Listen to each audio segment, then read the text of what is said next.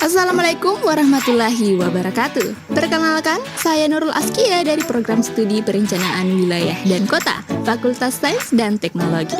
Hari ini saya akan memaparkan kajian mengenai karakteristik guna lahan dan kegiatan di Kota Bandung sebagai bagian dari pemahaman dasar perencanaan ruang.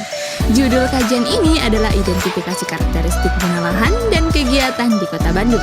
Kajian ini penting karena Bandung mengalami perkembangan ruang yang dinamis sehingga diperlukan pemetaan, pemahaman, dan evaluasi berdasarkan kondisi aktual. Kota adalah ruang yang selalu berubah. Guna lahan menentukan pola aktivitas masyarakat dan aktivitas menghasilkan dampak yang mempengaruhi struktur kota. Karena itu, perubahan ruang harus dikaji agar tetap sesuai arah pembangunan yang terencana. Menurut Doxiadis, pada tahun 1968, perkembangan kota memiliki dua bentuk utama, yaitu pertumbuhan dan transformasi. Pertumbuhan sekedar menambah ukuran, sementara transformasi mengubah fungsi, struktur, dan nilai ruang untuk meningkatkan efisiensi penghuninya. Transformasi berlangsung melalui 4 tahap, yaitu penetrasi ketika fungsi baru masuk, invasi saat fungsi baru semakin berkembang, dominasi ketika fungsi baru menguasai ruang, dan suksesi ketika fungsi lama digantikan sepenuhnya. Proses transformasi sering menimbulkan masalah karena pembangunan masyarakat tidak selalu sesuai rencana tata ruang.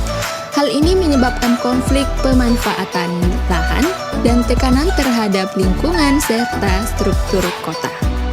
Perubahan guna lahan berdampak pada berbagai aspek, yaitu sosial masyarakat, pola ekonomi, budaya lokal, hingga ekologi lingkungan.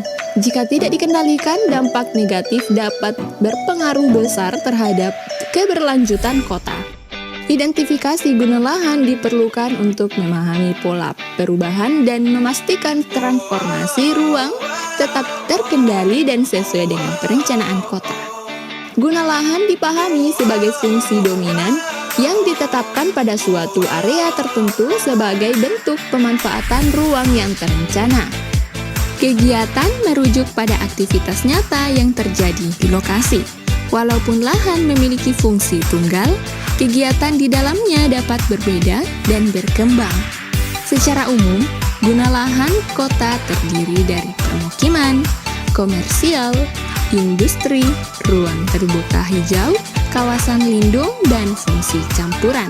Semua jenis ini dapat ditemukan di wilayah urban seperti Bandung. Pada kenyataannya, tidak semua kawasan berfungsi sesuai rencana tata ruang.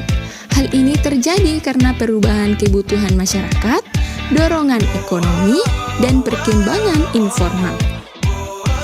Tujuan utama kajian ini adalah untuk menilai kesesuaian antara guna lahan yang ditetapkan dengan kegiatan yang terjadi, sehingga dapat dipahami bagaimana transformasi ruang berlangsung. Sasaran kajian meliputi identifikasi fungsi lahan, ragam kegiatan yang berkembang, serta dinamika perubahan aktivitas di Kota Bandung. Kajian dilakukan di Kota Bandung yang terbagi dalam 6 wilayah pengembangan untuk mempermudah pemetaan spasial dan analisis tematik.